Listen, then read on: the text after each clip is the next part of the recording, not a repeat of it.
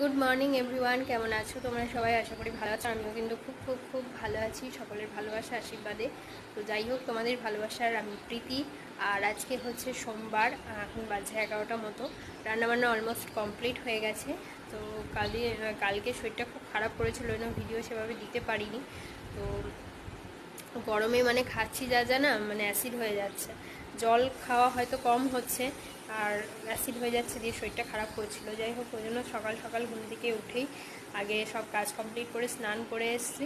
তো ওখানে রান্না করেছি, আজকে একটাই তরকারি করেছি, পনিরের তরকারি, যেহেতু সোমবার নিরামিষ আমাদের। আর কালকে একটু ডাল আছে, হয়ে যাবে।